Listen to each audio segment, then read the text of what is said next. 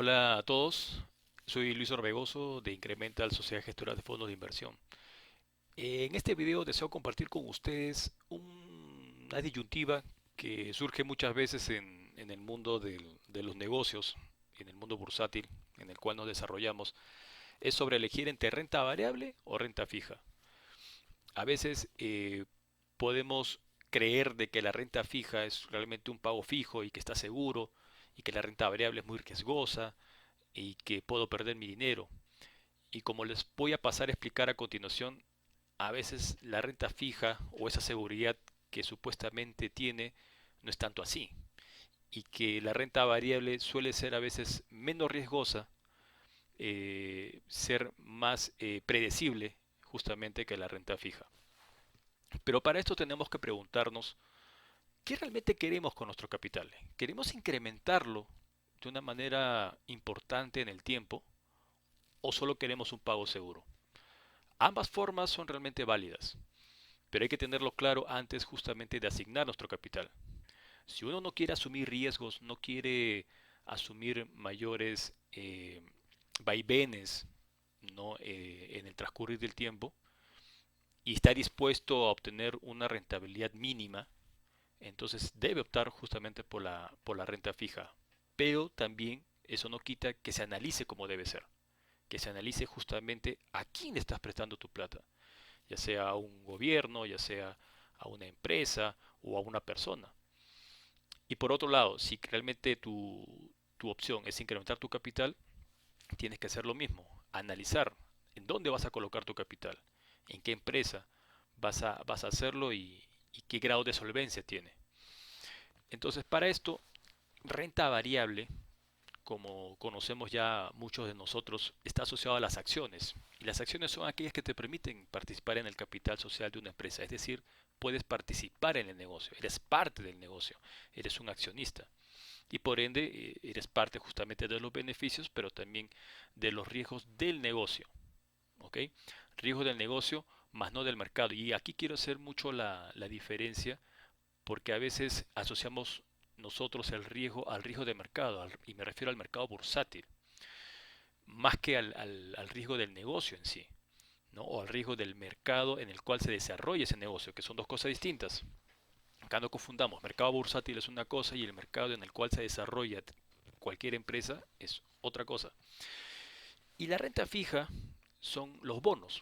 ¿Y qué son los bonos? Los bonos son préstamos que se le hacen a los gobiernos, a las empresas. Y estos bonos pueden ser llamados soberanos, asociados a los gobiernos o estados, y los bonos corporativos que están asociados a empresas, que no es más que un préstamo que cualquier persona o inversor le hace a estas entidades a cambio de una tasa de interés o una tasa cupón que se paga de manera semestral o anual. Por otro lado tenemos los depósitos de plazo fijo, que son justamente la colocación de nuestros ahorros, de nuestro capital en una empresa bancaria o en una caja de ahorro y crédito, que te prometen también un pago de interés y que por lo general estos pagos de interés son realmente paupérrimos. ¿Y por qué son tasas de interés realmente bajas? Porque estos ahorros están, digamos, garantizados por el Fondo de Garantía Financiero que tenemos acá en el Perú, que es hasta máximo de unos 100.000 soles. Y por otro lado tenemos también lo que son los alquileres. Cuando uno tiene un inmueble, puede alquilárselo a una persona o empresa a cambio de una mensualidad, ¿no? Y como van a ver, eso también está asociado a un riesgo. A veces no es tan seguro como uno cree este tipo de instrumentos de renta fija. Por un lado, la renta variable te permite justamente obtener rentabilidades promedio anual del 15% o más. Y esto es justamente la forma como uno puede incrementar su capital en el tiempo a un ritmo realmente importante. Porque a través de la rentabilidad compuesta, y pongámosle a esta tasa de más o menos un 15%, en 10 años un capital se cuadruplica, como lo van a poder ver en un pequeño ejemplo que voy a mostrar. En cambio, en renta fija, en los bonos, por ejemplo, te pagan un 5% anual, en el caso de los bonos peruanos a 30 años. Una tasa de alquiler, por ejemplo, Cuando tú recibes tu alquiler, ese alquiler lo multiplicas por 12, que es lo que tú recibes en un año, y ese monto lo divides sobre el valor actual de la propiedad que tienes, por lo general no sobrepasa el 7% y en muchos casos es el 5% o menos. Y bueno, los depósitos a plazo fijo, pues te pagan un 4%, las cajas, los bancos ni qué decir, te pagan mucho menos. Pero ¿qué es lo común entre renta variable y renta fija? De que ambos nacen de una entidad. En este caso vamos a hablar de las empresas. Las empresas o tienen acciones que te permiten participar del capital social del negocio, o emiten bonos, que son préstamos que ellos piden a cambio de una tasa, como ya lo conversamos. Entonces, ¿qué es lo importante acá? De que ya sea que participes en el negocio o de que no desees participar en el negocio y solamente vas a prestar tu dinero, debes analizar a esta empresa o entidad a quien tú le vas a asignar tu capital, ya sea a través de acciones o a través de un préstamo. Pero ¿qué vas a analizar? Justamente su capacidad de pago. La capacidad de pago de esta empresa es muy importante, porque si tú detectas de que la capacidad de pago es mínima o nula de esta empresa, entonces esa renta fija que ellos te prometen ya no va a ser tan fija ni tan segura en el tiempo, porque en cualquier momento te pueden dejar de pagar. Si no, pregúntenle a quienes compraron los bonos del gobierno argentino. Argentina ya es la novena vez que entra en default. ¿Y qué es default? Es el término que se le da cuando un país deja de pagar.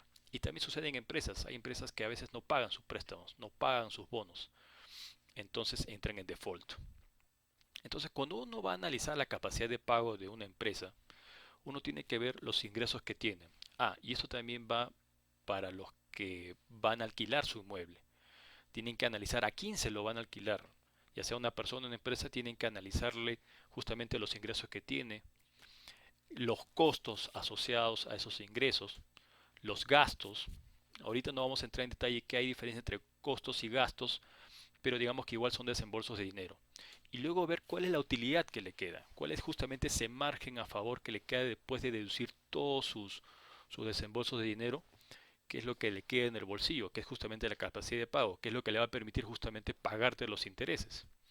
Y por lo general un margen saludable es el 30%. El 30% es un margen realmente adecuado al momento de analizar una empresa o persona, porque sabes que tiene solvencia, sabes que tiene capacidad de pago. Entonces, bajo esta perspectiva, si hemos analizado a la empresa y vemos que es solvente, que tiene capacidad de pago, tiene un buen margen respecto a sus ingresos, ¿yo qué voy a elegir? ¿Acciones o bonos? Obviamente, si mi intención es incrementar mi capital en el tiempo, tengo que elegir acciones, porque esa es la forma justamente en que voy a incrementar mi capital. No voy a elegir bonos porque si mi objetivo es aumentar mi patrimonio, con los bonos no lo voy a lograr. Voy a tener un pago seguro y eso sí, la probabilidad de que te dejen de pagar es mínima, pero obviamente no voy a conseguir mi objetivo.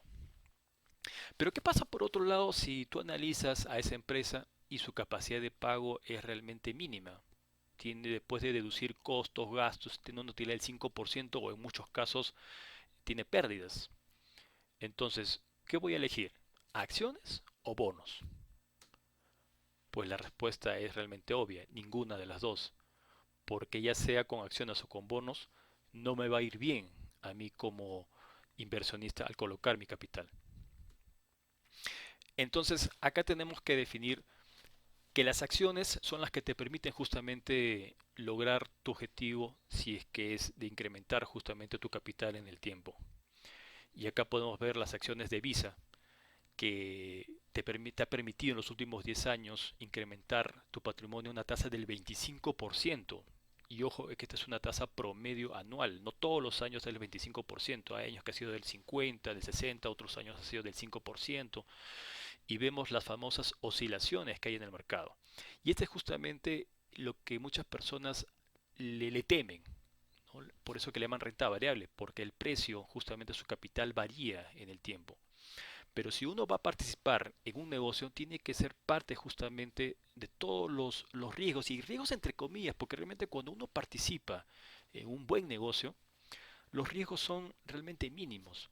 El mercado sí puede asustarse, puede haber crisis como la actual y las acciones pueden caer, como vemos acá, aquí en este, donde está el cursor, que en este año 2020 con el tema del COVID o la pandemia global que ha habido, las acciones cayeron, pues se han vuelto a recuperar. Entonces mucha gente se asusta por eso. Por eso que yo le decía al comienzo, diferencien bien entre lo que es el mercado bursátil y el mercado real donde se desenvuelve esa empresa o ese negocio. El mercado bursátil está lleno de noticias, lleno de especuladores, de timberos que llevan los precios de las acciones arriba, abajo, y realmente no deberían eh, hacer mella en el inversionista. Pero a veces justamente la presión emocional o la presión psicológica es fuerte, y que si uno no sabe en qué se está metiendo, no ha analizado bien la empresa, entonces caes en esos temores o en esos pánicos. Con esto no quito que también hay empresas malas, hay empresas realmente especulativas, como algunas que están de moda, que todavía no han ganado ni un dólar, pero sin embargo están, pues suben y suben todos los días. Y les puedo dar el caso de Tesla, el caso de Nikola, que también es otra empresa automotriz nueva, o el caso de Zoom, que son empresas que recién están ganando, en algunos casos ni siquiera tienen ganancias todavía, pero sin embargo sus acciones suben y suben todos los días.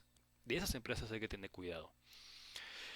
En cambio, en renta fija vas a ganar más o menos un 5%, ¿no? Pero ¿qué pasa?